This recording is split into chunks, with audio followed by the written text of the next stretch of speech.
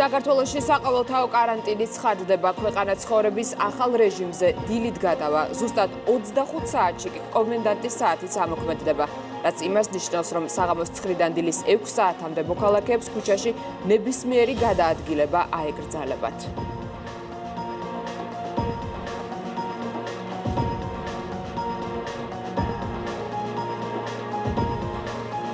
საღამოშვიდობისა პირდაპირ ეთერშია ქრონიკა 20 საათზე ახალ ამბებს ლევან კვატაშიძე და თამთა გაზაშვილი გაგაცნობთ. საღამოშვიდობის.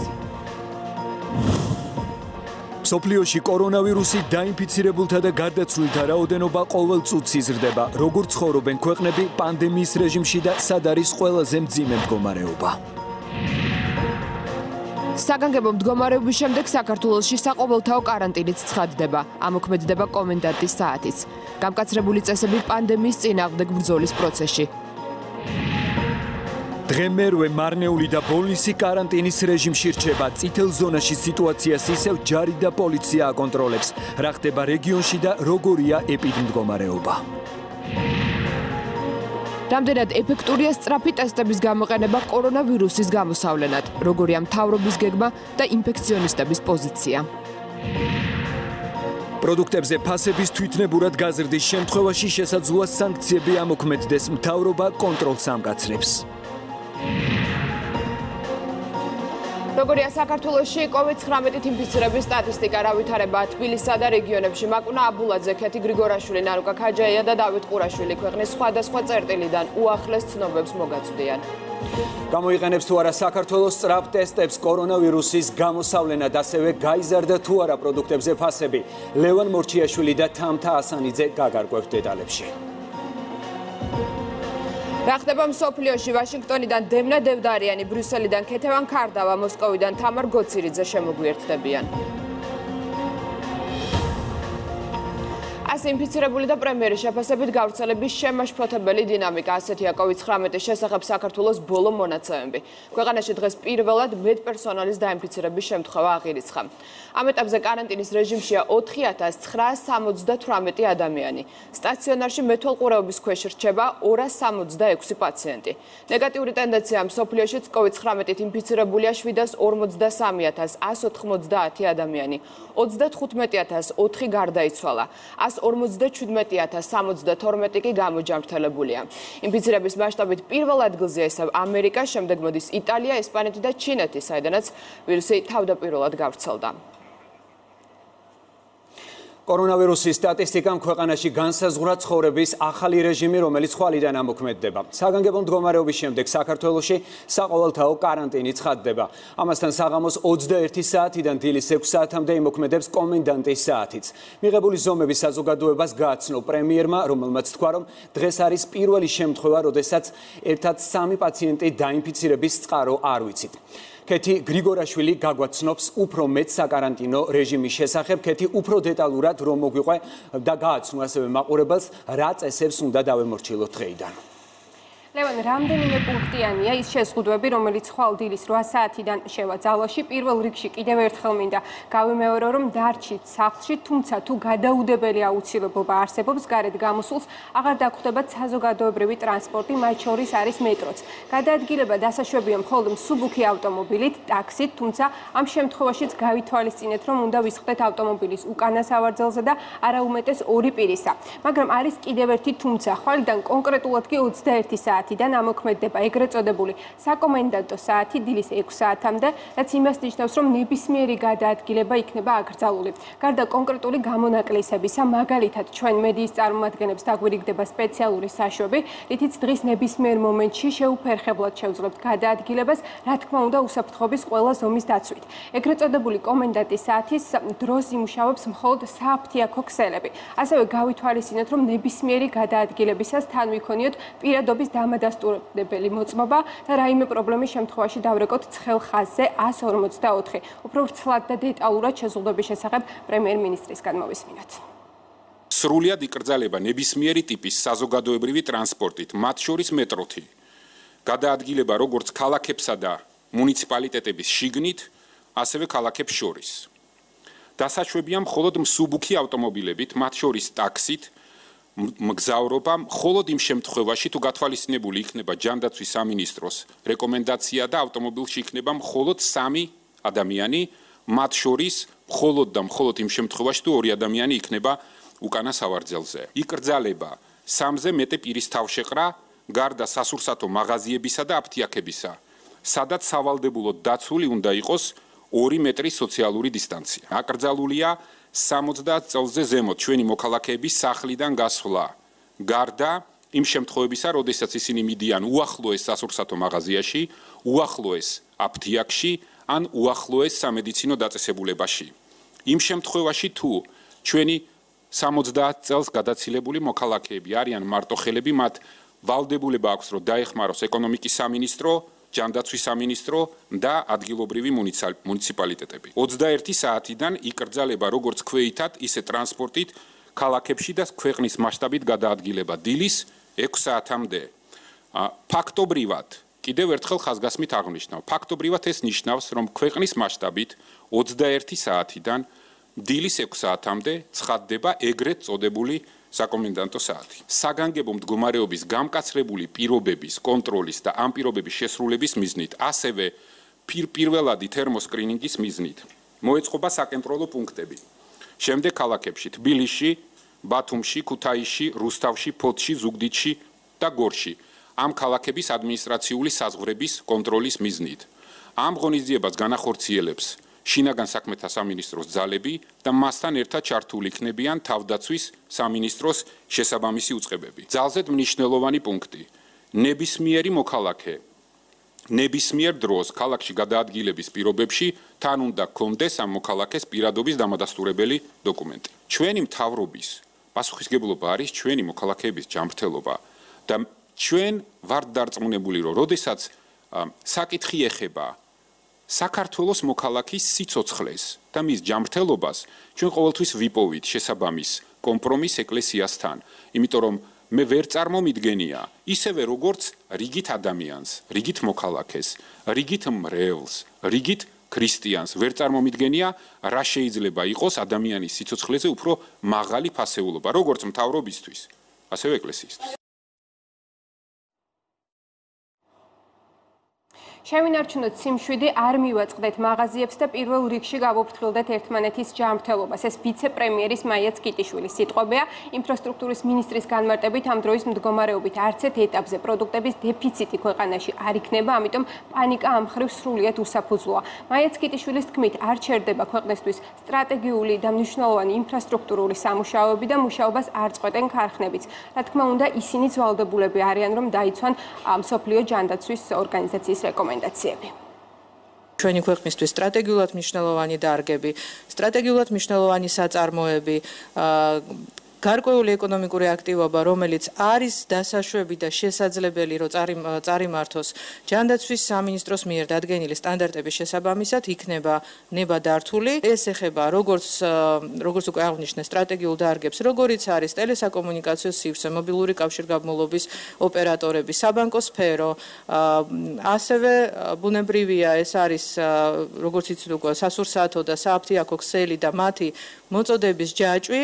ასევე ბუნებრივია ჩვენ ვუზრუნველყოფთ მუდმივად და შეუფერხებელ ფუნქციონირებას კომუნალური და მუნიციპალური სერვისების, როგორც არის წყალმომარაგება, ბუნებრივი გაზით მომარაგება, საწვავით მომარაგება და მსგავსი სერვისები, ელექტროენერგია, საფოსტო მომსახურება, ასეთი ტიპის ოპერატორებისთვის იქნება დადგენილი სპეციალური რეჟიმი, რომლის ფარგლებშიც მათ ექნებათ ვალდებულება რომ დაამტკიცონ, რომ ყველა ის წესი, ჯანდაცვის სამინისტროს მიერ დადგენილი წესი არის დაცული. აღნიშნული შეზღუდვები არ ვრცელდება სატვირთო გადაზიდვებზე, საერთაშორისო სატვირთო გადაზიდვებზე, არც შიდა სატვირთო გადაზიდვებზე.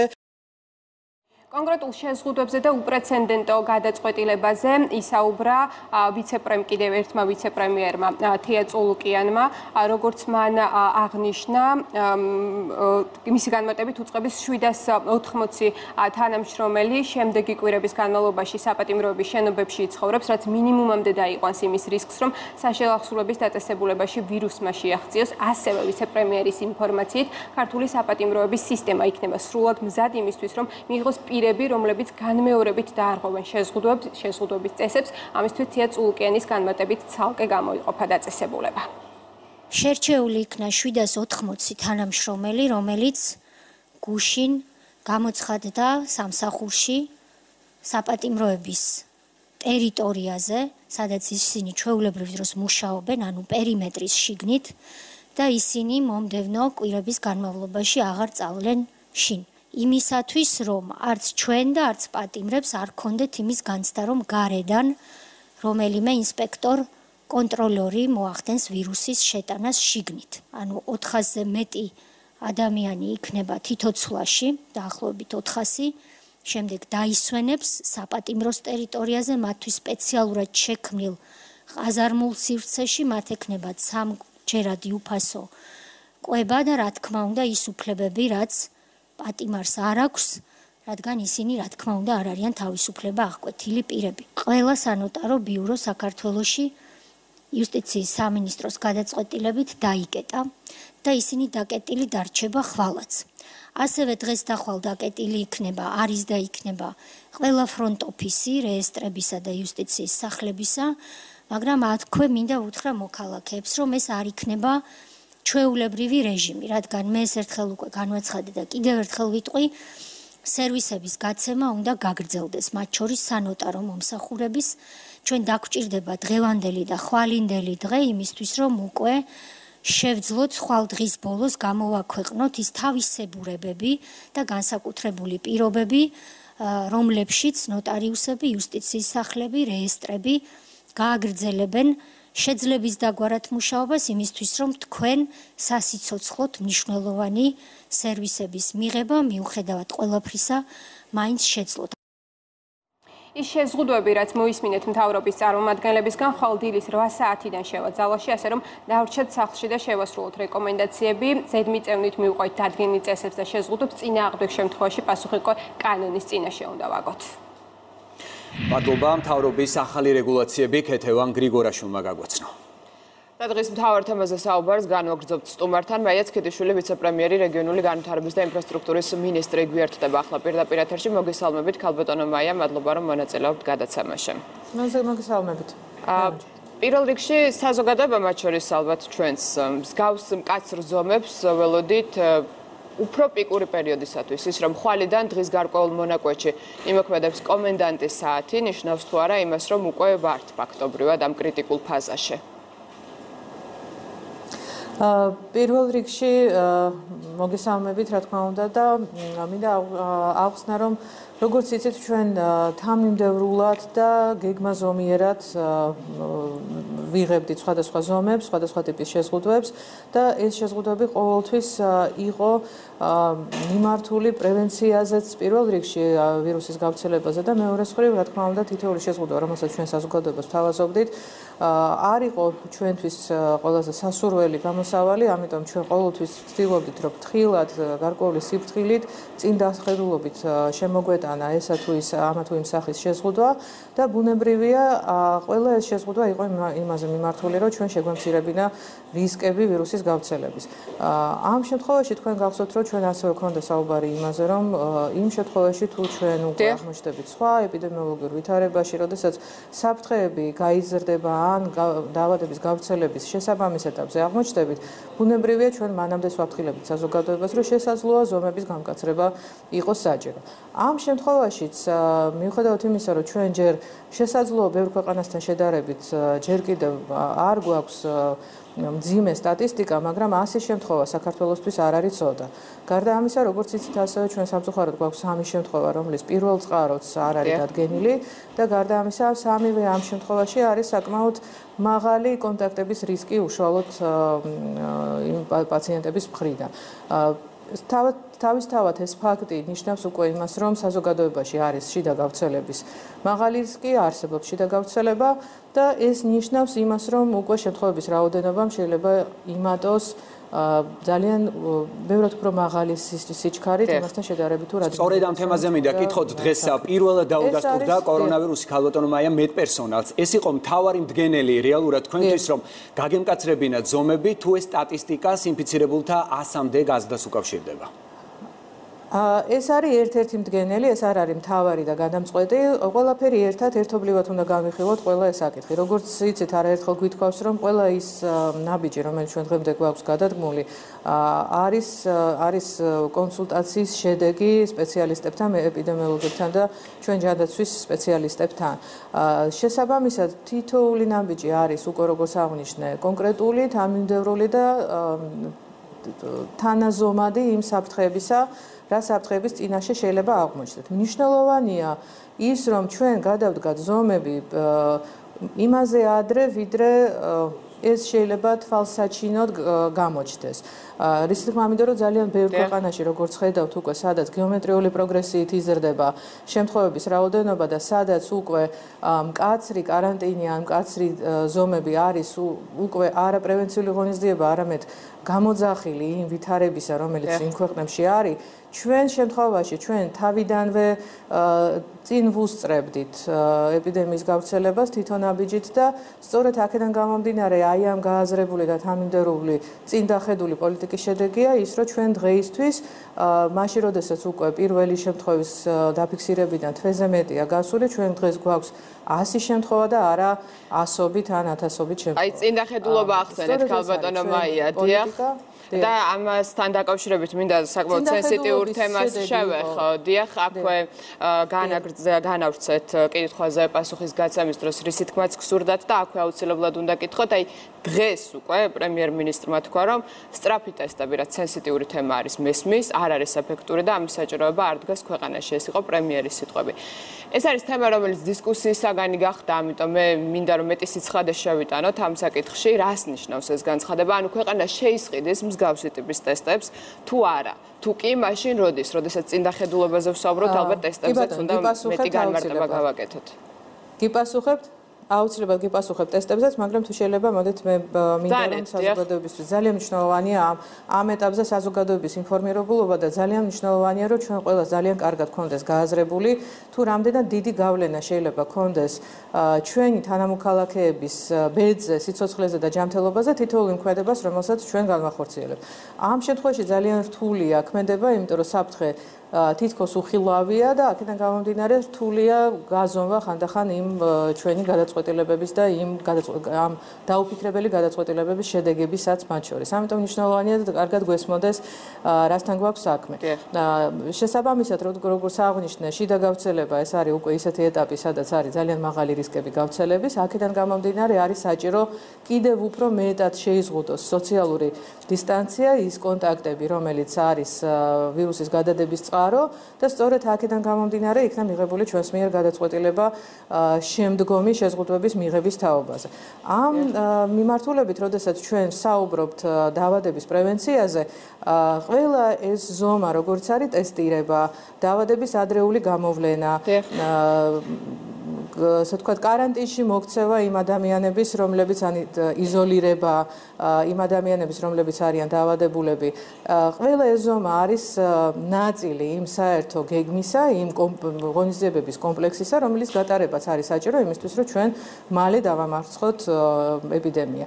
ამ შემთხვევაში ტესტები ხშირ შემთხვევაში მე რასაც მედიაში უყურებ, უკვე ტესტები ერთგვარ პანაცეად არის წარმოჩენილი, ერთგვარ თითოს გადამწყვეტ ფაქტორად იმისა, რომ რამდენად წარმატებულები აღმოჩნდებით ჩვენ ეპიდემიის წინაშე. სინამდვილეში ეს ასე არ არის. ტესტები არის მხოლოდ ერთი ნაწილი ამ ღონისძიებათა კომპლექსის და რა თქმა უნდა ძალიან მნიშვნელოვანი ჩვენ შემთხვევაში თქვენ როგორც იცით, არც ერთ პაციენტს არ ქონია ტესტირების პრობლემა. ჩვენ ზოგადად დიაგნოსტიკის პრობლემა არ ქონია, მიუხედავად იმისა, რომ ძალიან ბევრი ძალიან გავითარებულ ქვეყანაში, ალბათ თქვენ პირველ რიგში მედიის წარმომადგენლები ხართ და ძალიან კარგად იცით უცხოეთში ამ მიმართულებითაც ვითარება არის. ბევრ ქვეყანას არ აქვს ლუგარის ლაბორატორია, მარტივად და გასაგებად რომ ვთქვათ. ხო, თუნდაც ამერიკის შეერთებულ შტატებში სწრაფი ტესტი ნიშნავს იმას, რომ პასუხი შეიძლება მიიღო ერთი დღის განმავლობაში, მაშინ როდესაც მათთვის სტანდარტული ტესტირების სტანდარტული დრო იყო 48-72 საათი. ანუ ჩვენ შემთხვევაში ჩვენ ისედაც ვიყავით უფრო წინ ვიდრე სხვა ქვეყნები იმ ლუგარის ლაბორატორიის ტესტირების მეთოდოლოგიით, რაც ჩვენ უკვე გვქონდა დანერგილი და კიდევ ერთხელ აღნიშნე, რომ არც ერთ ჩვენ პოტენციურ პაციენტს არ ქონია პრობლემა ტესტის ჩატარების. ანუ ტესტების ხელმისაწვდომობა ჩვენთან იყო ყოველთვის გარანტირებული. ახლა რაც შეეხება ეგრეთ წოდებულ სწრაფ ტესტებს. სწრაფი ტესტების ნაწილში თქვენ იცით რომ ქალბატონმა ეკამ მინისტრმა მარნეულშიც ჩაიტანა გარკვეული ტესტების კიდევ რაოდენობა, რაოდენობრივი დაფარვაც ტესტირების განისაზღვრება მოსახლეობის პროპორციის მიხედვით და ერთდროულად ჩვენ ეს ტესტები არ გვჭირდება. ტესტების შემოსვლა უნდა და მოსახლეობის ტესტირება ხდება პარალელურად ამ დაავადების გავრცელების დინამიკასთან ერთად და ამ მიმართულებითაც ასევე არაერთხელ გაგვიცხადებია ჩემს კოლეგას პირველ რიგში ჯანდაცვის მინისტრსაც დაავადებათა კონტროლის ცენტრის ხელმძღვანელებსაც რომ ჩვენ შემოგვდის ტესტები ეტაპობრივად, ნაწილობრივად ჩვენ უკვე გვაქვს მიღებული ტესტები, ნაწილობრივად ველოდებით უფრო მეტ რაოდენობას. ამ მიმართულებითაც ჩვენ არავითარი პრობლემის წინაშე არ ვართ და ეს აჟიოტაჟი ტესტებთან დაკავშირებით არის უფრო ხელოვნური და პოპულისტური ვიდრე რეალობა. და გარდა ამისა ასევე რისი თქვენს მინდოდა რომ თქვენ ასევე გქონდათ საშუალება თქვენი მაყურებლისთვისაც შეგეთავაზებინათ ის თერმოსკრინინგი, რომელიც მიმდინარეობს მარნეულში და ბოლნისში. და ესეც არის დიაგნოსტიკის ერთ-ერთი ძალიან ეფექტური საშუალება და დილისთვის 106,000 ადამიანის თერმოსკრინინგი ჩატარდა ამ დღეების განმავლობაში, სულ რამდენიმე დღის განმავლობაში მარნეულის და ბოლნისის მუნიციპალიტეტში. თქვენ წარმოგიდგენიათ რა მოცულობასთან ქონდა შეხება იმ ადამიანებს, მოხალისეებს და მუნიციპალიტეტის თანამშრომლებს, რომლებიც მუშაობდნენ და თერმოსკრინინგიც არის ესეთივე დიაგნოსტიკა, როგორც არის ტესტირება, მაშინ როდესაც ხდება თერმოსკრინინგის შედეგად იმ ადამიანების გამოვლენა, ვისაც უფიქსირდება ტემპერატურა, მაღალი სიცხე და უკვე ამ ადამიანების ტესტირება ხდება. ასე რომ ტესტირებაც არ არის უნივერსალური საშუალება, ტესტირება არ სჭირდება უკლებრივ ყველა მოქალაქეს და ისჭირდება მხოლოდ იმ რისკის ჯგუფს ან ადამიანებს, ვისაც შეიძლება დაუფიქსირდეს ტემპერატურა და თუნდაც თერმოსკრინინგი არის ერთ-ერთი მიზეზი, თუ რატომაც იქნა მიღებული გადაწყვეტილება ბლოკპოსტების დაყენების თაობაზე იმ დიდ ქალაქებში, რომელსაც დღეს გასაგებია, ტესტებთან დაკავშირებით გასაგები არის თქვენი პოზიცია. კიდევ ერთ საინტერესო თემა შევეხოთ. როგორც ვიცით, თქვენ ეკონომიკური მიმართულების ხელმძღვანელი ბრძანდებით საკოორდინაციო საბჭოში.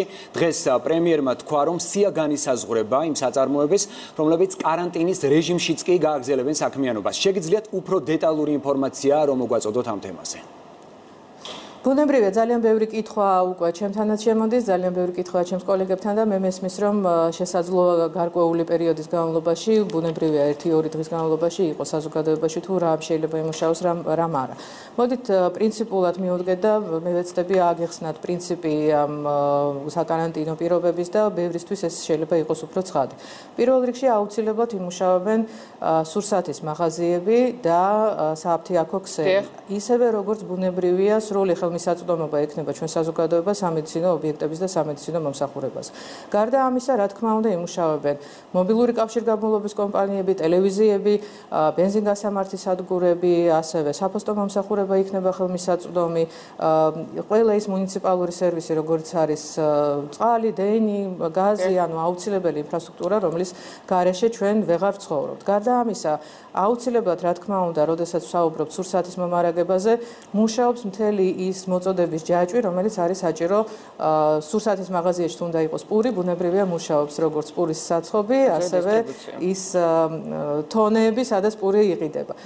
და გარდა ამისა, ასევე ჩვენ მოგეხსენებათ, რომ კვების ობიექტების, მზაკვების ობიექტების მუშაობის რეჟიმი წინა შეზღუდვების დროს შევზღუდეთ და როდესაც დავუშვით დისტანციური მიწოდება, ეს დარჩება ამჯერადაც. ბევრი კითხვა იყო იმასთან დაკავშირებით, თუ ეგრეთ წოდებული მიტანის სერვისი იფუნქციონირებს თუ არა და გიდასტურებთ, რომ ეს მიტანის სერვისი იქნება, ვთქვათ, არ იქნება შეზღუდული და გარდა ამ აუცილებელი ინფრასტრუქტურისა შეიძლება მე გამომჩეს ახლა 1-2 ელემენტი, მაგრამ შინაარსობრივად რომ გავიგოთ, რომ ყველაფერი ის, რაც აუცილებელია და გარდაუვალია და აუცილებელი ჩვენი ფუნქციონირებისთვის, მასთან დაკავშირებული საქმიანობა, როგორც არის თუნდაც დისტრიბუცია, სადისტრიბუციო, ვთქვათ, მანქანების მოძრაობა, რომელიც არის საჭირო სასურსათე მაღაზიების უზრუნველყოფისთვის, ესეც ბუნებრივია მუშაობს. გარდა ამისა, უკვე როდესაც ვსაუბრობთ ეკონომიკის სხვა მიმართულებებზე, სადაც შესაძლოა კითხვების ნიშნები არსებობდეს თუ რამდენად ესა თუ ის საწარმო არის, ასე ვთქვათ, სტრატეგიული მნიშვნელობის.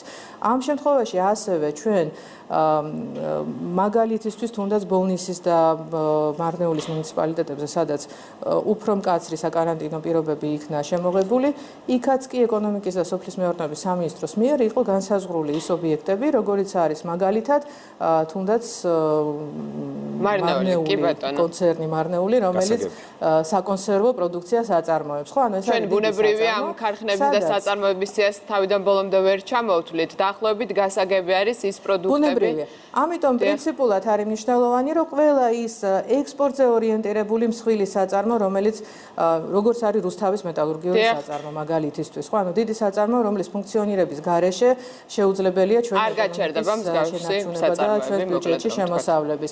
თუ საუბრობთ მათ შორის სურსათის მწარმოებელ ციკლზე, უბრალოდ, როდესაც ჩვენ ახლა ვსაუბრობთ გარკვეულ შეზღუდვებზე, მნიშვნელოვანია, რომ ჩვენ ყველა ამ საწარმოში გქონდეს გარანტია იმისა, რომ იქნება დაცული უსაფრთხოების წესები. აქედან გამომდინარე, სია იქნება თითოეული უწყება ამ ეტაპზე ბიზნესთან კონსულტაციით, თავისივე შიდა ინფორმაციასა და ცოდნაზე დაყრდნობით, აწვდის სიას ამ ეტაპზე მოქმედ მთავრობის საკოორდინაციო საბჭოსთან არსებულ შტაბს, რომლებიც ამ პროცესში ათანხმებენ. თქვენის ნებართვით მე მინდა ერთ საკითხს შევეხო, როგორც ინფრასტრუქტურის მინისტრი, ჩვენთვისაც ძალიან მნიშვნელოვანია სამშენებლო სექტორი, ბევრი კითხვა მიმართულებითაც. ჩვენ ვცდილობთ, რომ მაქსიმალურად შევინარჩუნოთ ყველა ის სამშენებლო პროექტი, რომელიც ინფრასტრუქტურული მიმართულებით მიმდინარეობს, როგორც სამთავრობო დაკვეთით, ასევე კერძო სექტორში. ამ მიმართულებითაც მინდა მივუწოდო ამ სექტორის წარმომადგენლებს, რომ მათაც მიმართონ შესაბამის ოპერატიულ შტაბს, მუნიციპალიტეტებს, რათა მუნიციპალიტეტთან კოორდინაციით მოხდეს იმ სამშენებლო ობიექტების განსაზღვრა, სადაც მუნიციპალიტეტები და შტაბის წარმომადგენლები, რეგიონული შტაბის წარმომადგენლები დარწმუნდებიან იმაში, რომ იქაც ხდება ყველა რეგლამენტის და წესის დაცვა, რის შემდეგაც სამშენებლო ობიექტებსაც, ასეთი ტიპის სამშენებლო ობიექტებს მიეცემათ საქმიანობა საშუალება. დიდი მადლობა. ჩვენთვის მთავარი ამოცანა ბალანსის დაცვა, სოციალური დისტანცირების, კონტაქტების შეზღუდვასა და იმ აუცილებელი ეკონომიკური პროცესებს შორის, რომლის გარეშეც ჩვენი ეკონომიკა ვერ იფუნქციონირებს. მადლობა ვიცე-პრემიერი მაია ცქეთიშვილი პასუხობდა ქრონიკის კითხვებს. დიდი მადლობა. განვაგრძობთ გამოშვებას კორონავირუსით, COVID-19-ით ინფიცირებული 100 პაციენტიდან მძიმე 6-ის მდგომარეობა. სტატისტიკაში უკვე აღრიცხულია სამედიცინო პერსონალი. მედიკოსი პაციენტის შესახებ ამ ეტაპზე არაფერია ცნობილი.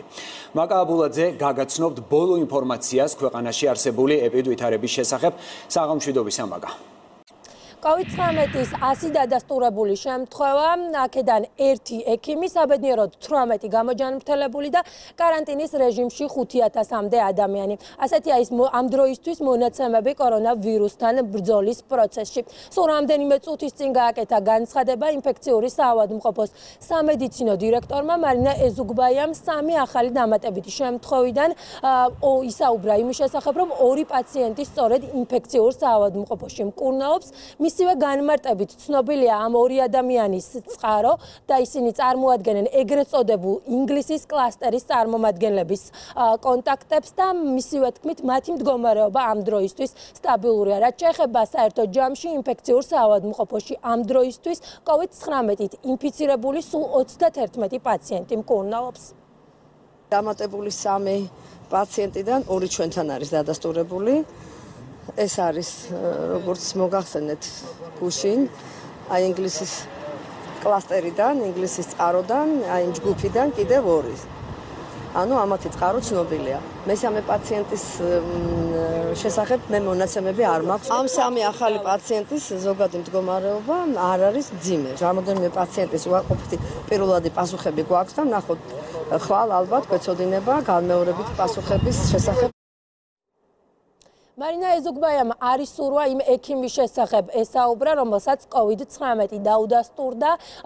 მან განაცხადა, რომ ამის შესახებ ინფორმაციას არ ფლობს, თუმცა დაადასტურა ის, რომ ეს ექიმი არ არის ინფექციური საავადმყოფოს სამედიცინო პერსონალის წარმომადგენელი. 100 ინფიცირებულიდან კი, რომ ერთ-ერთი სწორედ ექიმი იყო, ამის შესახებ საზოგადოებამ სპეციალურად დანიშნულ ბრიფინგზე თავად მთავრობის მეთაურისგან შეიტყო. საბოლოო მონაცემებით ჩვენ საქართველოში გვყავს უკვე 100 ინფიცირებული. დღის 5 საათზე მთავრობის მეთაურისგან ცნობილი გახდა, რომ COVID-19-ის დადასტურებული შემთხვევების რიცხვი 98-დან 100-მდე გაიზარდა. პრემიერისგან ვიგებთ იმასაც, რომ ინფიცირებულთა შორის ერთ-ერთი ექიმია. მიუხედავად იმისა, რომ ექიმების ანგარიშზე 18 გამოჯანმრთელებულია, გიორგი გახარიას თქმით, ინფიცირებულთა ზრდის დინამიკა საგანგაშოა. მიუხედავად იმისა, რომ ამასთან ერთად გვყავს 18 საბედნიეროდ გამოჯანმრთელებული, დინამიკა ინფიცირებულების ზრდის, რაოდენობის ზრდის არის შემაშფოთებელი. ამასთან ერთად მინდა რამოდენიმე აქცენტი გავაკეთო. დღეს ჩვენ პირველი შემთხვევა, როდესაც გვაქვს 3 შემთხვევა, რომლის წარმომავლობასაც ვერ ვადგენთ. სამწუხაროდ, ამასთან ერთად გვაქვს ერთი შემთხვევა, როდესაც სამედიცინო სექტორის თანამშრომელი არის ასევე ინფიცირებული. სანამ პრემიერისგან 2 ახალი შემთხვევის შესახებ გავიგებდით, მანამდე დღეს COVID-19-ის 7 შემთხვევა დადასტურდა. მათგან ერთი შესახებ კონკრეტული დეტალები უცნობია. 4 მათგანი კი თავდაცვის სამინისტროს თანამშრომლების კონტაქტები აღმოჩნდნენ, რომლებიც გორის ჰოსპიტალში გადაიყვანეს.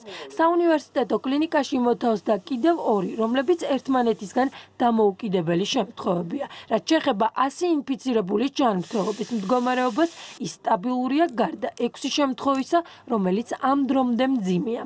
6 პაციენტის მდგომარეობა არის ძალიან მძიმე და მათ შორის კრიტიკული შეიძლება ჩაითვალოს. ჩვენთან ამ პაციენტებიდან 4 მძიმე ავადმყოფი გვჭება, როგორც იცით, 2-ის მდგომარეობა კრიტიკულია, მაგრამ გუშინვე აღვნიშნეთ, რომ უკვე დასტაბილურდა. რეანიმაციაში ყავს რამოდენიმე კრიტიკული პაციენტი, მათი მდგომარეობა ამ ეტაპზე მძიმეა. რაც შეეხება ახალშობილებს, ყავს იქაც რამოდენიმე ახალშობილი, მათი მდგომარეობა მძიმეა, მაგრამ ამ ეტაპზე მართვადია, ვინაიდან არც ერთი არ იმყოფება მართვით სუთქაზე, დანარჩენი პაციენტები იმყოფებიან ინტენსიური თერაპიის განყოფილებაში. ამ ეტაპამდე მდგომარეობა მძიმეა, გუშინაც გითხარით, რომ 3 მდგომარეობა ინფიცირებული, მკვეთრად გაუმჯობესებულია. კვლევა ჩაუტარდა 20 პაციენტს, რომელიც ჩვენთან იმყოფებოდა და ყველა შემთხვევაში ნეგატიური პასუხი მივიღეთ, ანუ არც ერთს არ აღმოაჩნდა.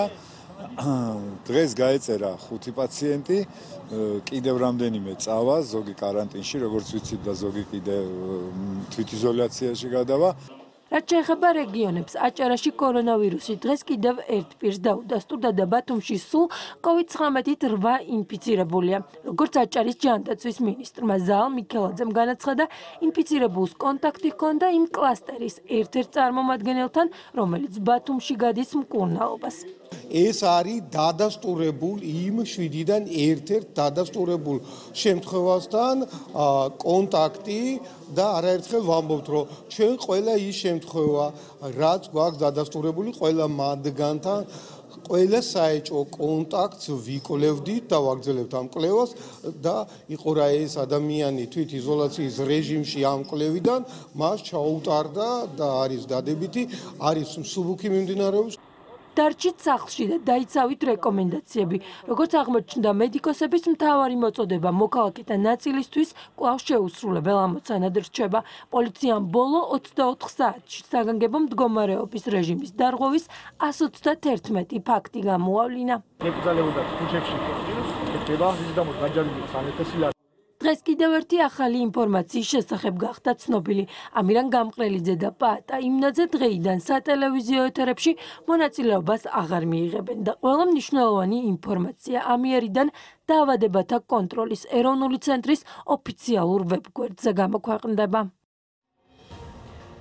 რა ვითარებაა რეგიონებში, პირდაპირ ჩართვა საკარანტინო ზონიდან, ასევე სამეგრელოდან, სადაც ზომები გამკაცრებულია. რეკლამის შემდეგ დაგიბრუნდებით, ასე რომ დაგველოდეთ.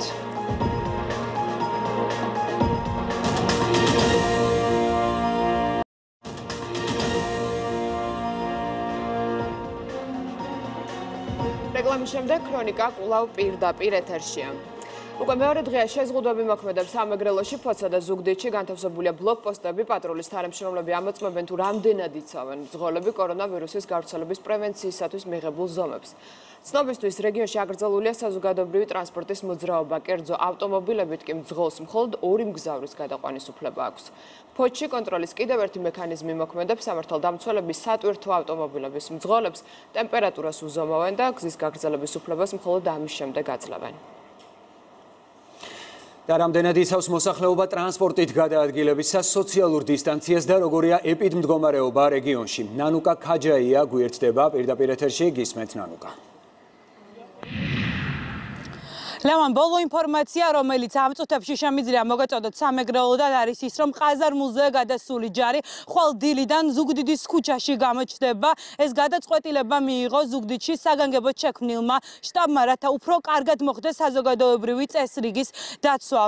სენაკის სამხედრო ბაზიდან სამხედროები ხვალ დილიდან შეუდგებიან მუშაობას, ისინი მაქსიმალურად გააკონტროლებენ, ვინ სად და როგორ გადაადგილდება. მას შემდეგ, რაც ზუგდიდსა და ფოთში საპოლიციო კონტროლი გამკაცდა და გარკვეული შეზღუდვები დაწესდა გადაადგილებაზე, მოქალაქეების გარკვეულმა ნაწილმა შემოვლითი გზებით სცადა, რომ შემოსულიყო ზუგდიდში. სწორედ ამიტომ მიიღო საგანგებო შტაბმა გადაწყვეტილება, რომ სამართალდამცველებს სამხედროებიც დახმარებოდნენ. დღეს ასევე ცნობილი გახდა, რომ სამეგრელოში დამატებითი ბლოკპოსტები განთავსდება ხვალ დილიდან, უფრო კონკრეტულად სად განთავსდება და რამდენი ბლოკპოსტი დაემატება, ეს ჩვენ ხვალ დილით გვეცოდინება.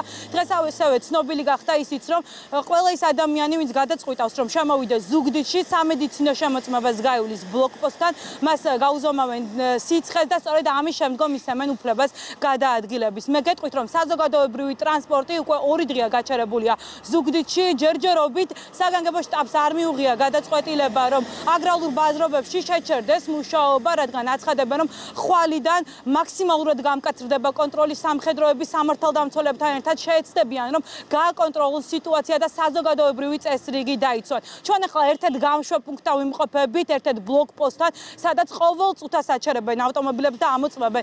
ჩვენ რამდენიმე საათის წინ ჩამოვედით ზუგდიდში და იმედის გადამღების ჯგუფის ავტომობილი სწორედ გააჩერეს სამართალდამცველებმა. ისინი დაინტერესდნენ, რამდენი ადამიანი ვისხედით ავტომობილში, ვიცავდით თუ არა დისტანციას, გვეკეთა თუ არა პირბადე და ასევე განსაკუთრებით ამოწმებენ იმას, ხომ არ ზის მძღოლის გვერდით ადამიანი, რადგან როგორც იცით, რეკომენდებული არის, რომ მსუბუქი ავტომობილით სწორედ 3 ადამიანი გადაადგილდეს და მგზავრები აუცილებლად უნდა ისხდნენ უკანა სავარძელში.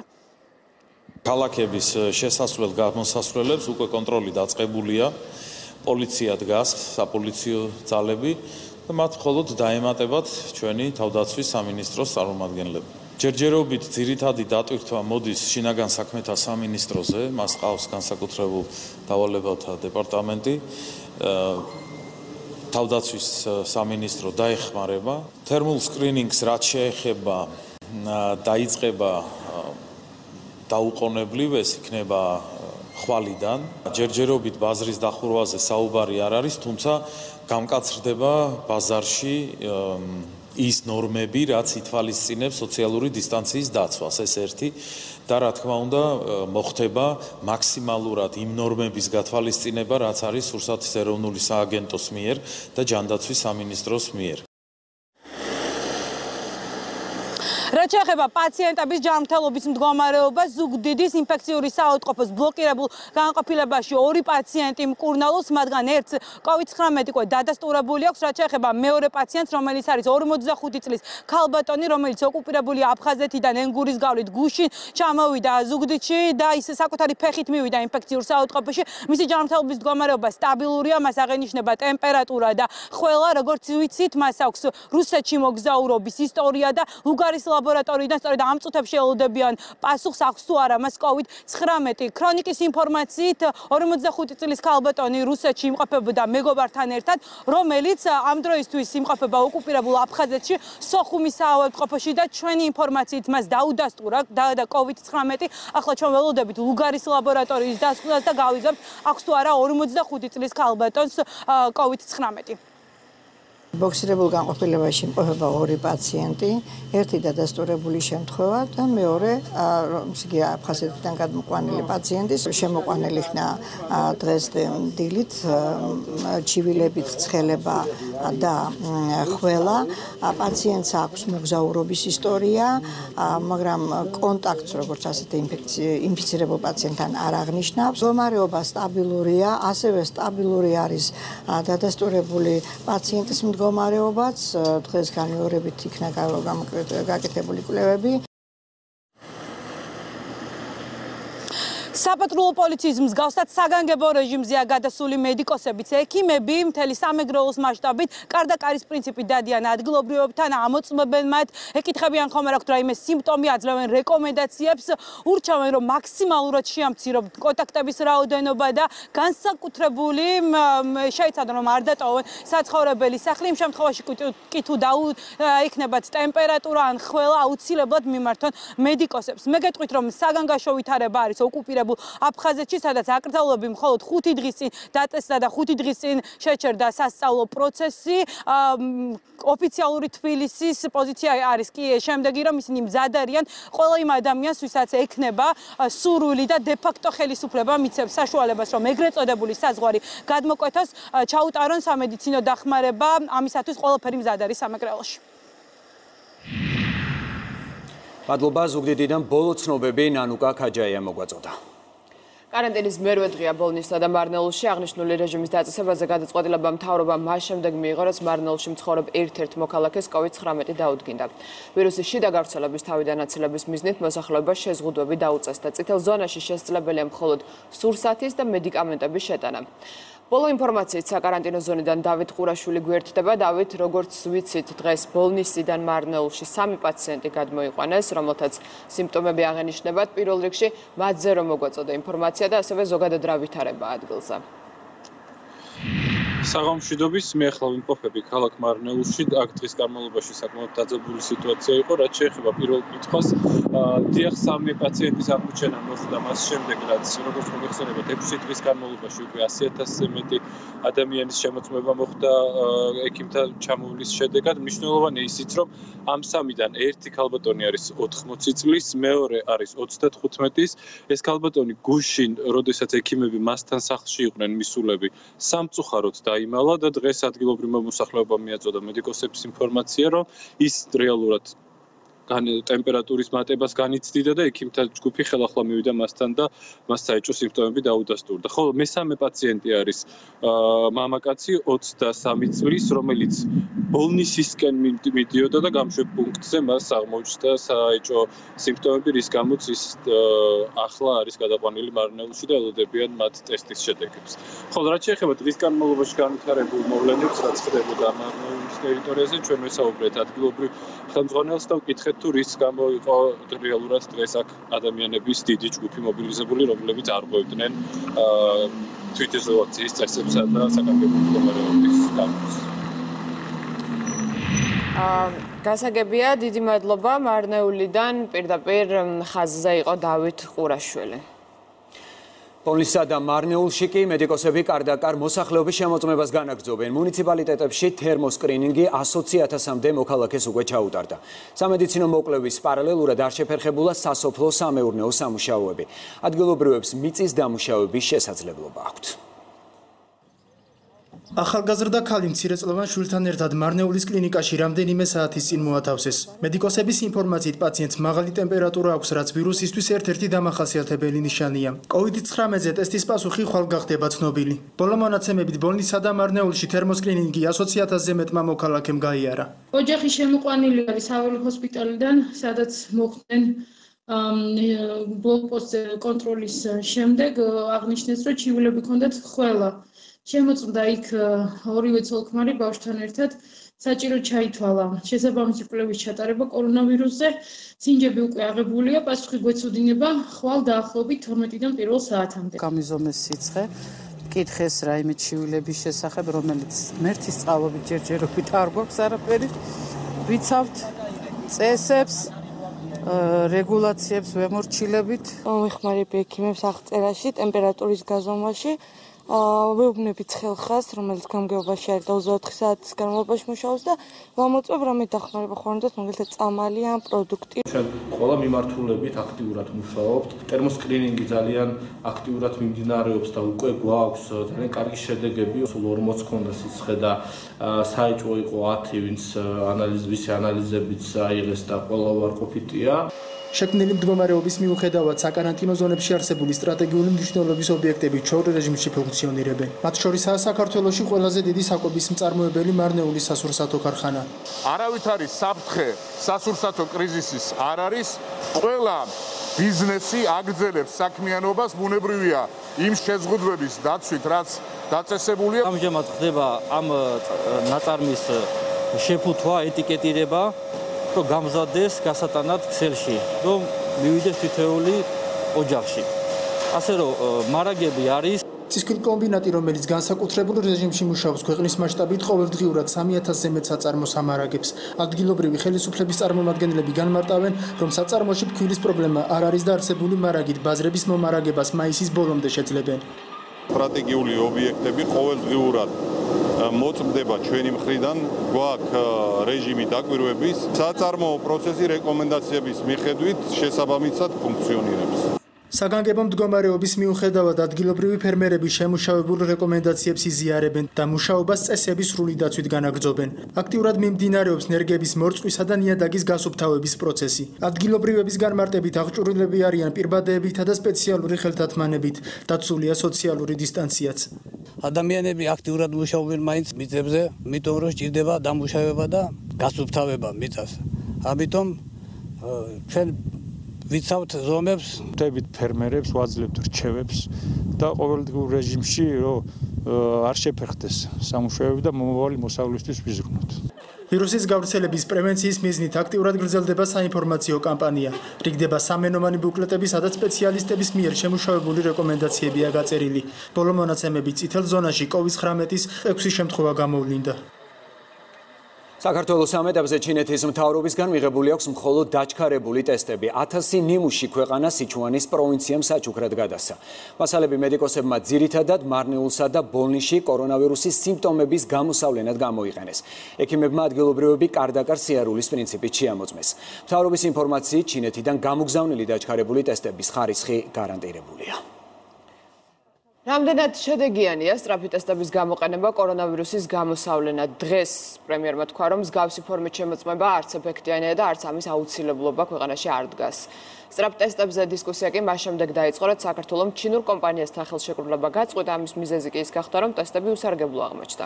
თემის დეტალებში გაგარკვევთ ლევან მორჩიაშვილი, რომელიც ხელისუფლების პოზიციასთან ერთად დარგის სპეციალისტების მოსაზრებებსაც გაგაცნობთ. ლევან, ნაწილობრივ ვიცე-პრემიერმა გვიპასუხა კითხვაზე, თუმცა საინტერესოა რას ამბობენ შენი რესპონდენტები და ასევე მთავრობის მეთაურის განცხადებაც რომ გაგვაცნო დეტალურად.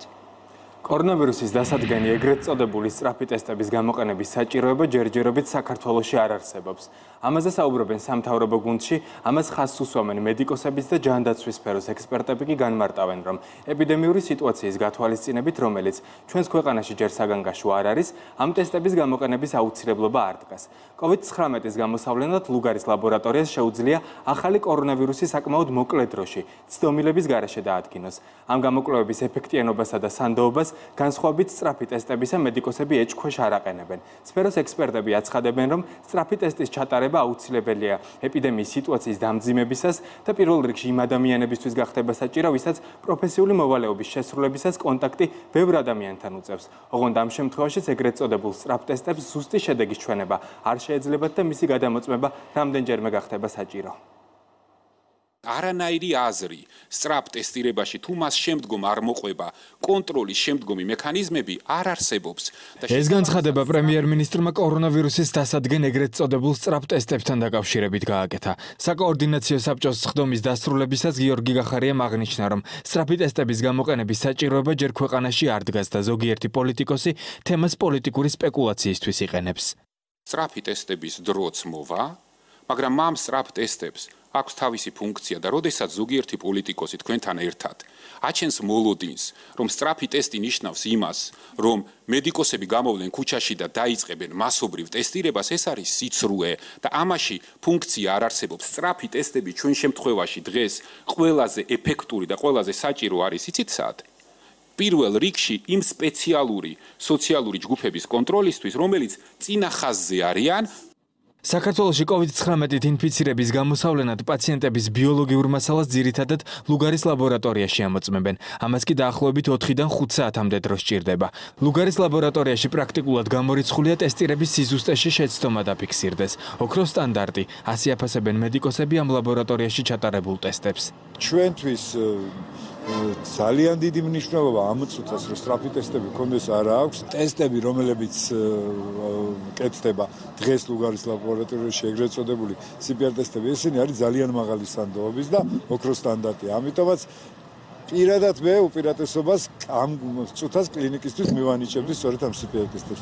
სახელმწიფოს რომ სწრაფი ტესტების შეძენის სურვილი და რესურსიც აქვს, ამის შესახებ თენგის ცერცვაზე იმედის კვირაში ისაუბრა. თბილისის ინფექციური საავადმყოფოს დირექტორი განმარტავს, რომ პრობლემა ამ შემთხვევაში ტესტების ხარისხშია, სადაც ცდომილება ძალიან მაღალია და სპეციალისტებს მათი გამოყენება შეცდომაში შეიყვანს. ტყილად გონია ვიღაცას რომ სახელმწიფო ფული დაზოგანა, არ მოინდომა ან რაღაცა. თავარი პრობლემა ის არის, რომ სოფლიოში არ მოიპოვება ხარისხიანი სწრაფი ტესტი. ერთი 5 სწრაფი ტესტი შემოვიტან. გავს ზოგი გასასიჯა ზოგი ვიყიდეთ. არც ერთმა არ გაამართლა 30%-იან ყველას მზობელობა. ჯანდაცვის სფეროს ექსპერტები განმარტავენ, რომ სწრაფი ტესტების გამოყენების აუცილებლობა მხოლოდ სიტუაციის დამძიმების შემთხვევაში გახდება საჭირო. შეიძლება მიდის ძალიან ჩემი აზრით აბსოლუტურად უსაგნო ვადგილო ამ შემთხვევაში. პირველი არ გამოიყენება მასობრივი სკრინინგისათვის უსიმპტომო მათობის ადამიანების მით უმეტეს ანტიგენზე დამყარებული ტესტები, ტესტები და მით უმეტეს ჩვენთან ეპიდემიის განვითარების ამ ეტაპზე. ეგრეთ წოდებულ სწრაფ ტესტებს, როგორც კორონავირუსის გამოვლენის ძირითად ინსტრუმენტს, ჯერ არც მსოფლიოს სხვა ქვეყნები იყენებენ. ამის მიზეზი კი ცდომილების მაღალი, თითქმის 70%-იანი მაჩვენებელია.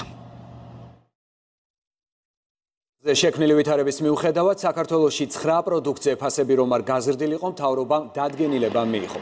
ბიუჯეტიდან 10 მილიონი ლარი გამოიყო, სუბსიდირება ეხება შემდეგ პროდუქტებს: ბრინჯი, მაკარონის ნაწარმი, წიწიბურა, მზესუმზირის ზეთი, შაქარი, ხორბალი, ხორბლის ფქვილი, რძის ფხვნილი და ლობიო. პროგრამის მიზანი ფასების შენარჩუნებასთან ერთად ამ პროდუქტების საჭირო მარაგების შექმნის სტიმულირებაც არის. ვალდებულების შეუსრულებლობის შემთხვევაში პროგრამაში ჩართულ მეწარმეს დაეკისრება სანქცია. რამდენად სრულდება მთავრობის დადგენილება. როგორც ირკვევა ამ მხრივ პრობლემები ძირითადად რეგიონებში, ხელისუფლების მიერ დაზღვეულ 9 პროდუქტსაც ფასები გაზრდილია უფრო მეტად საუბნო მაღაზიებსა და ბაზრებში. დარეგულირებულია ქსელური მარკეტები. ადგილობრივი ხელისუფლების წარმომადგენლები ამბობენ, რომ შეძლების დაგვარად ვითარებას აკონტროლებენ, თუმცა ვერ უარყოფენ, რომ ბაზარზე არსებობენ არაკეთილსინდისიერი ბიზნეს ოპერატორებიც. თამთა ასანიძე განავრცობს თემას. 9 ძირითად სასურსათო პროდუქცია ფასების ზრდის ტენდენცია ფიქსირდება რეგიონებში, ნედლეულზე ღირებულება მოიმატა რეგიონებში, უბნის მაღაზიებსა და ბაზრებში, როგორც ბიზნესი ამბობს, მათ მომატებული ფასით გაყიდვა უწევთ, რადგან მათ პროდუქცია უკვე მომატებული ღირებულებით შეიცინეს.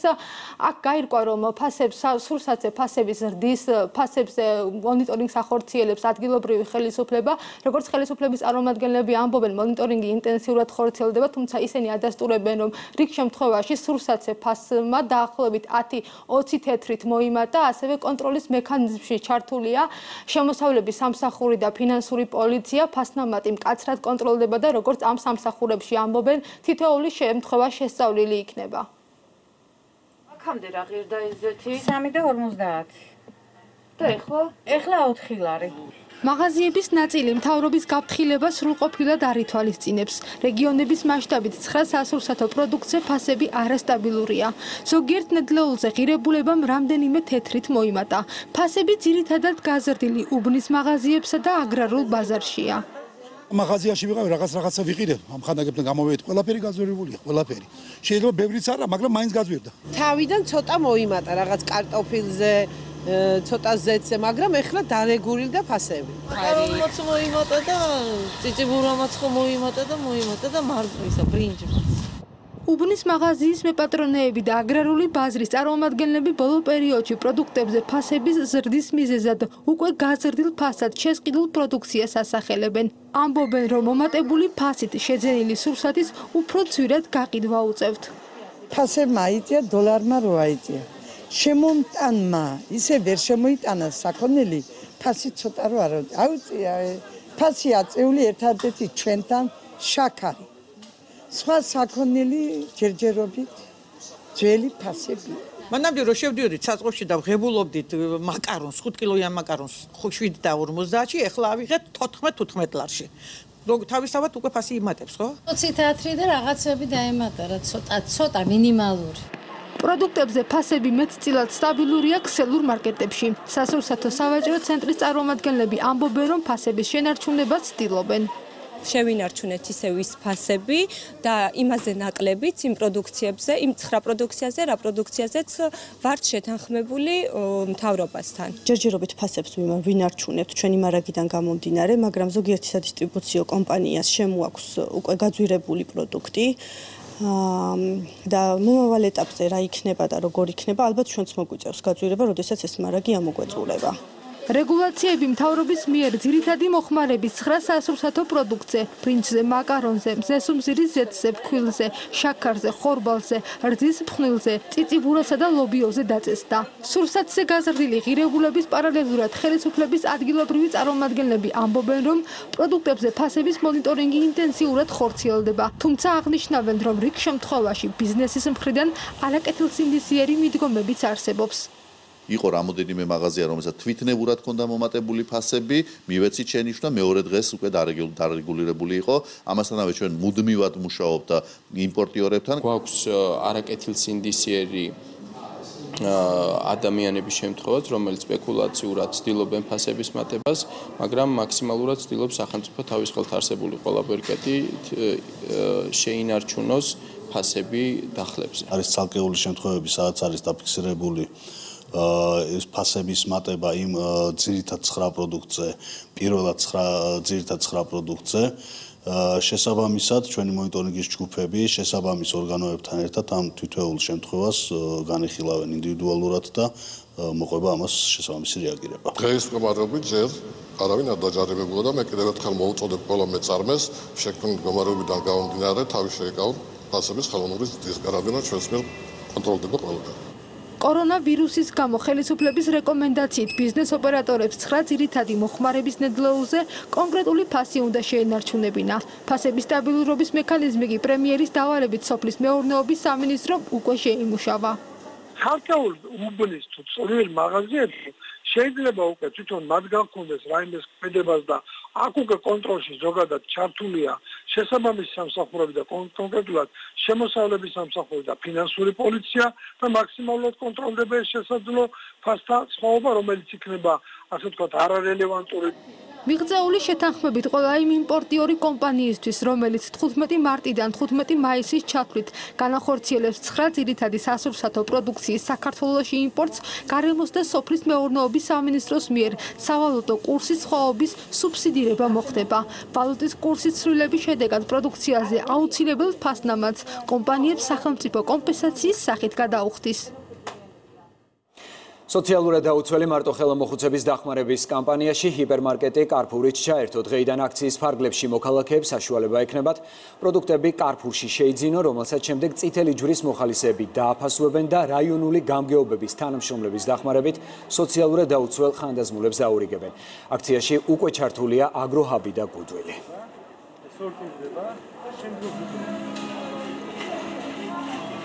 მოეწყო სპეციალური კუთხე, სადაც წარმოდგენილია სხვადასხვა ტიპის პროდუქტები და ადამიანებს, ვისაც სურვილი აქვს, იღებენ მონაწილეობას ამ პროექტში და ისინი ყიდულობენ შესაბამის ჩამონათვალს პროდუქტებისა, რომელიც არის ჩვენს მიერ წარმოდგენილი და შემდეგ ეს გადაეცემა იმ ოჯახებს, იმ ადამიანებს, ვისაც ყველაზე მეტად ჭირდება დღეს ჩვენი მხარდაჭერა. ამ ეტაპზე თბილისში შემოსულია 1500 ამანათი და ეს პარალელურად ასევე რიგდება მიდის ბენეფიციარებთან 10-ვე მუნიციპალიტეტი, 10-ვე გამგეობა თბილისში ჩართულია და მათი დახმარებით ხდება ამ ამანათების დარიგება. კომპანია კარფური შეუერთდა ქალაქ თბილისის მერიის მეტად მნიშვნელოვან პროექტს, რომელიც მიზნად ისახავს სოციალურად დაუცველი ხანდაზმულების დახმარებას.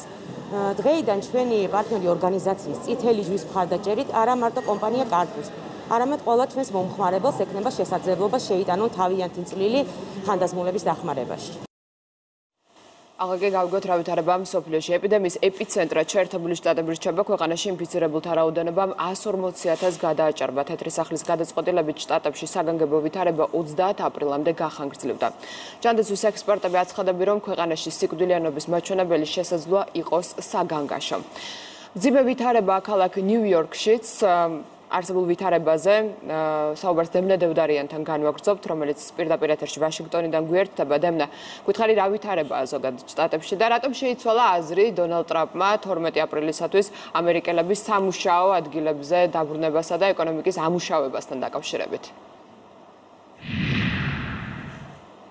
ამერიკის ყველა შტატისა და ტერიტორიების მასშტაბით ვირუსით ინფიცირების 145,000-ზე მეტი შემთხვევა არის დადასტურებული. გარდაიცვალა 2616 ადამიანი და გამოჯანმრთელება შეძლო 4579 პირმა.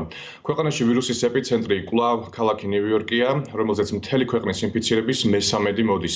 გარდაიცვალა 1000-ზე მეტი პირი ნიუ-იორკში, ცენტრალურ პარკში საველე ჰოსპიტალები ეწყობა, რომელიც ხვალიდან შეძლებს, რომ 68 პაციენტი მიიღოს. სამხედრო რესურსის გამოყენებით ქალაქის სხვადასხვა წერტილში ასევე ეწყობა 300 პალატიანი საველე ჰოსპიტალები და საავადმყოფოები. ნიუ-იორკში, ისევე როგორც ვაშინგტონისა და კალიფორნიის შტატების საავადმყოფოებში, კვლავ არსებობს სასუნთქი აპარატების, ასევე ფრონტის პირველ ხაზზე მყოფი მედიკოსებისათვის სამედიცინო აღჭურვილობის დეფიციტი. ამის შესახებ გუბერნატორები და მერები ყოველდღე ატარებენ პრესკონფერენციებს და ფედერალური მთავრობისგან დახმარებას ითხოვენ. თეთრ სახლში გუშინ გამართულ ბრიფინგზე ცნობილი გახდა, რომ პრეზიდენტი ტრამპის გადაწყვეტილებით 30 აპრილამდე გახანგრძლივდა საგანგებო ვითარება ქვეყნის ტერიტორიაზე. ტრამპის თქმით, არაფერი იქნება იმაზე უარესი, ვიდრე გამარჯვების დროზე ადრე გამოცხადება. მან კიდევ ერთხელ მოუწოდა ამერიკელ ხალხს, რომ დარჩნენ სახლში და დაიცვან სოციალური დისტანცირების წესები. აღნიშნული გადაწყვეტილება წინააღმდეგობაში მოდის წინა დღეებში მის მიერ გაკეთებულ სხვა განცხადებებთან იმასთან დაკავშირებით, რომ ქვეყნის ნაკლებად ინფიცირებულ ნაწილის გახსნა 12 აპრილისთვის იყო სასურველი, აუცილებელი იყო, რომ ეს გადაწყვეტილება აუცილებელი იყო იმისათვის, რომ ამუშავებული იყო ეკონომიკა და ბიზნეს განეგრძო წარმოება, რადგან როგორც მან არაერთხელ თქვა, ვირუსზე უფრო დიდი საფრთხე ქვეყნისთვის იქნებოდა გაჩერებული ეკონომიკა. ამერიკელების წვავე კრიტიკა მოყვა ტრამპის ამ განცხადებას და როგორც ჩანს, ჯანდაცვის ექსპერტებმა მოახერხეს ტრამპის გადარწმუნება. ქვეყნის მთავარმა ვირუსოლოგმა ენტონი ფაუჩიმ რამდენიმე საათის წინ გაკეთებულ ინტერვიუში თქვა, რომ ქვეყანა პიკს მიაღწევს ერთ კვირაში და 1 ივნისისთვის მდგომარეობა გაჯანსაღების გზაზე დადგება. საკვებისა და მედიკამენტების ადმინისტრაციამ გასულ კვირას საგანგებო წესით უფლება მისცა კომპანია აბოტს, რომლის მიერ შექმნილი ტესტებიც კორონავირუსზე დადებით პასუხს იძლევა 5 წუთში, ხოლო უარყოფითზე 13 წუთში. ტესტები ხელმისაწვდომი 1 აპრილიდან იქნება, თუმცა წარმოება კომპანიას უკვე დაწყებული აქვს და როგორც კომპანიის მიერ გავრცელებულ პრეს-რელიზში ვკითხულობთ, დღეში შეძლებს, რომ აღნიშნული კომპანია აწარმოოს დაახლოებით 50,000 ტესტი. დაახლოებით 2 საათის წინ გავრცელდა ინფორმაცია, რომ ამერიკულმა ფარმაცევტულმა გიგანტმა ჯონსონ ენ ჯონსონმა ვაქცინის შესაქმნელად კლინიკურ ცდებს ვაქცინის შექმნის მიზნით კლინიკურ ცდებს ადამიანებზე შერჩეულ კანდიდატებზე სექტემბერში დაიწყებს, ხოლო ცდების წარმატვის შემთხვევაში ვაქცინის პირველ პარტიას კომპანია მომავალი წლის დასაწყისში გამოუშვებს. ძალიან დიდი მადლობა ვაშინგტონიდან ბოლო ინფორმაცია მოგვეწოდა დემნა დევდარიანმა.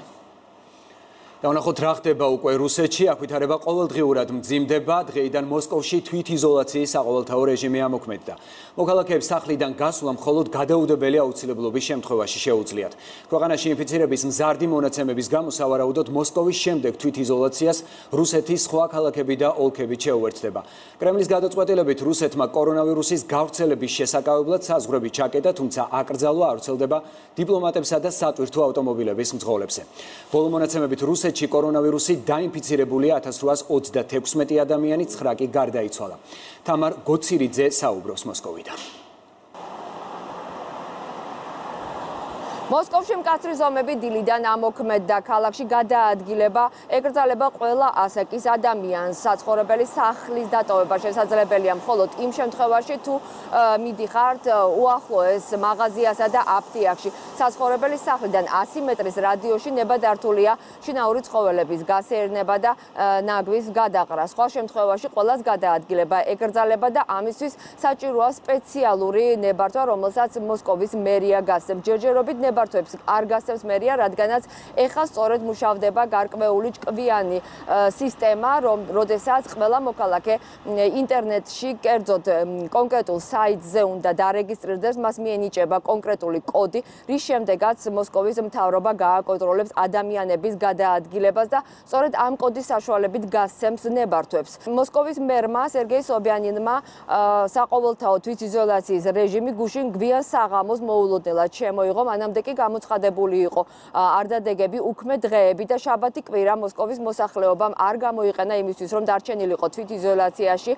ისინი გავიდნენ ბუნებაში და მოაწყეს გარკვეული პიკნიკები, თავყრილობები. ერთი მიზეზი სწორედ ეს იყო რეჟიმის გამოცხადების და კიდევ იყო სხვა მიზეზი, რომ რუსეთში დღითი დღე იზრდება ინფიცირებულთა რიცხვი, უკვე 1800-ზე მეტი ინფიცირებულია COVID-19-ით რუსეთში, მათი უმეტესობა მოსკოვში მკურნალობს. რაც შეეხება რუსეთის მთავრობას, კერძოდ პრემიერ-მინისტრმა უკვე მიმართა რუსეთის რეგიონებს და მოუწოდა მათ, რომ მიმართონ მოსკოვის მაგალითს და გამოაცხადონ საყოველთაო თვითიზოლაციის რეჟიმი. ასევე მოსახლეობას მიმართა რუსეთის პრეზიდენტმა ვლადიმერ პუტინმა და ყველა სახლში დარჩენა მოუწოდა. რუსეთის დუმა კი ხვალ უკვე განიხილავს კონკრეტულ კანონ პროექტებს. არ არის გამორიცხული, რომ რუსმა პარლამენტარებმა მთავრობას საგანგებო მდგომარეობის გამოცხადების უფლება ხვალვე მისცეს. მოუწოდებ რეგიონებში უფლებამოსილ წარმომადგენლებს უზრუნველყო მთავრობის მიერ შემუშავებული ზომების რეალიზება. ჩვენი მოქმედებები უნდა იყოს დაფუძნებული პროფესიონალიზმზე. სწორედ ამ მიდგომით შევძელით და მოვიგეთ დრო და გასულ კვირას კორონავირუსის ფეთქებათი გავრცელება შევარჩერეთ. ჩვენ უნდა მოვახდინოთ ვირუსის გავრცელების წყაროების მაქსიმალური ლოკალიზება. თხო ფედერალურ და რეგიონულ უწყებებს გამოავლინონ მოქალაქეები, რომლებიც ბოლო 2 კვირის განმავლობაში დაბრუნდნენ ან დაბრუნდებიან რუსეთში. ზომები, რომელსაც ვიღებთ ლოგიკური გაგრძელება პრეზიდენტისა და მთავრობის იმ პოლიტიკის, რომელიც კორონავირუსის წინააღმდეგ ტარდება. საუბარია პირველ რიგში სახლში დარჩენის აუცილებლობაზე. თვითიზოლაციის რეჟიმი ეხება ყველა ასაკის მოქალაქეებს. მოუწოდებ რუსეთის ფედერაციის სუბიექტების ხელმძღვანელებს გაიზიარონ კოლეგების გამოცდილება და შეიმუშაონ თავიანთ რეგიონებში ანალოგიური ზომების მიღების შესაძლებლობა. ყველაფერი ჩვენზეა დამოკიდებული. თუ ჩვენ საუბრობთ თვითიზოლაციაზე და კარანტინზე, ის აუცილებლად უნდა დავიცვათ. თუ ვინმე დღესასწაულის მოწყობას გადაწყვეტს, უნდა ესმოდეს, რომ ამით თავის თავს და ახლობლებს დააზარალებს და დღესასწაული შესაძლოა ტრაგედიად ექცეს. საგანგებო რეჟიმზე გადადის რუსეთი პრესაც, ხვალ გაზეთები არ გამოვა, ბეჭდური მედია ინტერნეტ სივრცეში გადაინაცვლებს. რუსულ ტელეარხებზე კი შემცირდება საინფორმაციო პროგრამების რაოდენობა და ხანგრძლივობა, მანამდე კი ყველა შინ დარჩენას მოუწოდებს მოსკოვის მთავრობა, შესაძლებელია მხოლოდ საკუთარი ავტომობილებით და ტაქსით გადაადგილება. სხვა შემთხვევაში კი ამისთვის საჭირო იქნება სპეციალური საბუთი. ორ კვირაზე მეტია, რაც კარანტინი გამოცხადდა ბელგიაში, ქვეყანა აპრილის პირველ რიცხვებში ეპიდემიის პიკს ელოდება, ამიტომ მთავრობის წევრები, ექიმები და სამართალდამცველები მოსახლეობას მოუწოდებენ დროებითი შეზღუდვები ზედმიწევნით შეასრულონ. პარალელურად ქვეყანაში იზრდება ჯარიმები და მკაცრდება კონტროლი. დღეს სხვა არჩევანი არ გვაქვს, აცხადებენ კრიზისის ცენტრში. მეტ ინფორმაციას ევროპის პოლიტიკური ცენტრიდან მოგაწვდით ქეთევან ქარდავა.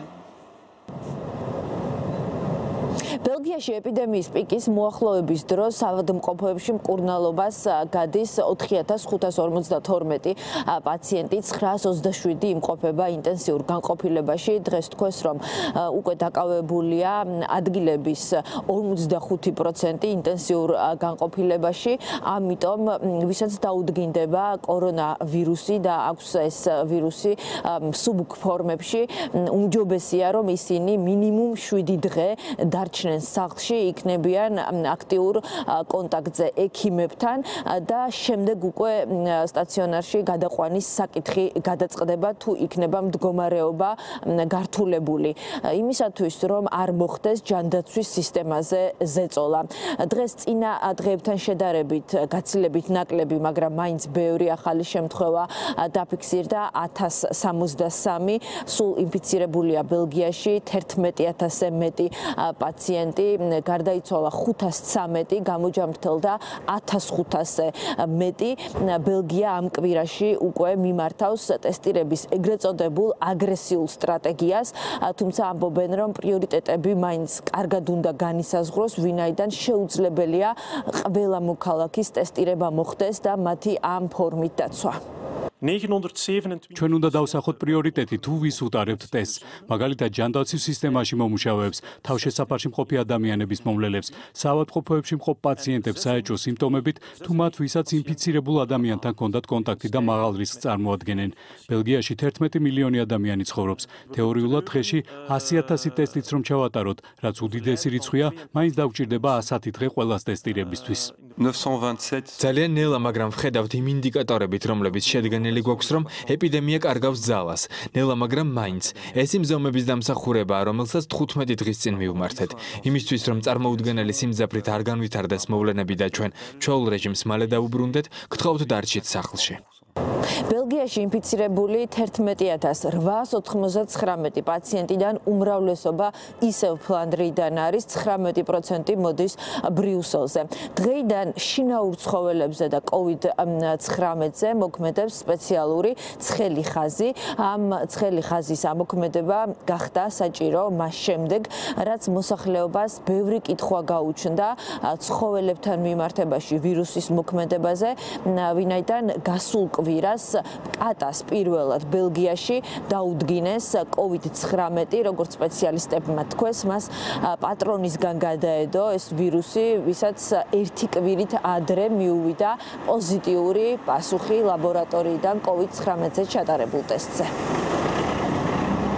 კორონავირუსით გარდაცვლილთა და ინფიცირებულთა რაოდენობა იზრდება მსოფლიოში. დღეისათვის COVID-19-ით 36,200-ზე მეტი ადამიანია გარდაცვლილი.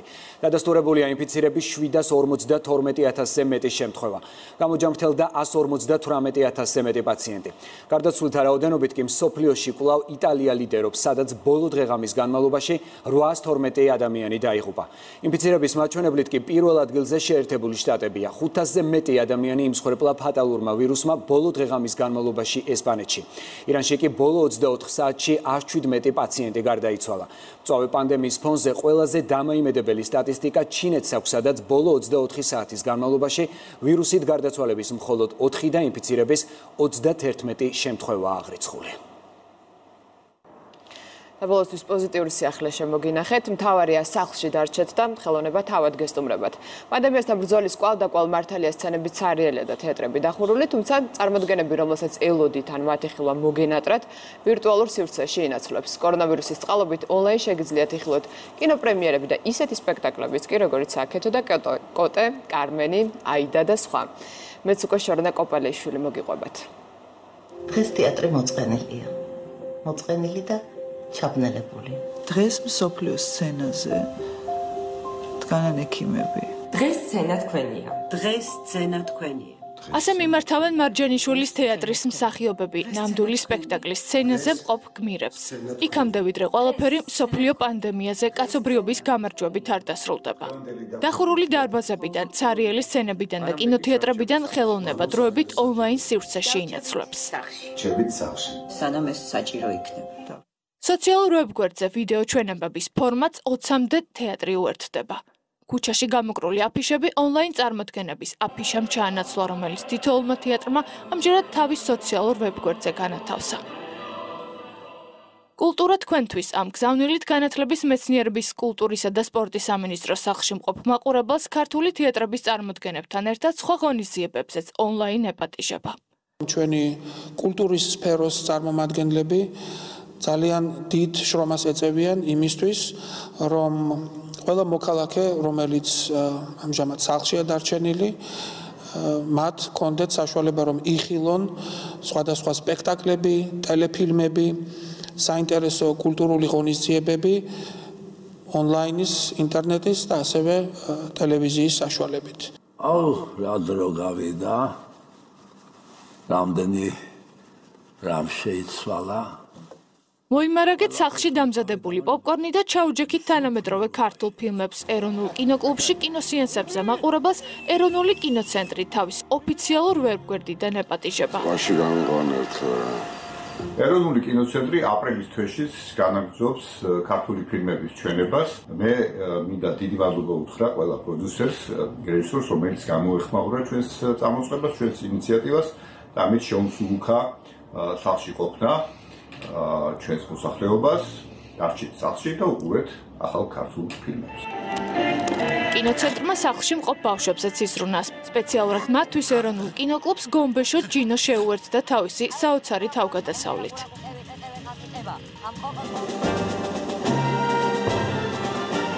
მეცნიერულად დასაბუთებულ თეორიას კლასიკური მუსიკით ადამიანზე დადებითი ზემოქმედების შესახებ ოპერისა და ბალეტის თეატრი უნიკალური არქივით კიდევ ერთხელ დაამტკიცებს. სულ მალე კი ვიდრე ოპერის თეატრის ისტორიული ფარდა კვლავ გაიხსნება, თეატრი მაყურებელს ოფიციალურ ვებ-გვერდზე ფრანკო ძეფირელის აიდას ონლაინ პრემიერას სთავაზობს. დარჩით სახლში, ოპერის თეატრი მოვა თქვენთან თვითონ სახლში. თავისი წყინვალი სპექტაკლებით, თავისი წყინვალი კოლექტივით შესრულებული სპექტაკლებით. რჩებით სახლში და ონლაინ სივრციდან ერთმანეთს კაცობრიობის ყველაზე განსაკუთრებულ ვირუსს, კულტურას გადავდებთ. მისი ისტორიაც თავიდან იწყება. ასეთი იყო 30 მარტის მთავარი ამბები. დღის ყველა სიახლეს სლაიდ შეგიძლიათ ნახოთ Imedi News-ზე. ჩვენ ამით ხვალამდე გემშვიდობებით. მშვიდობიან ღამეს გისურვებთ ხვალამდე.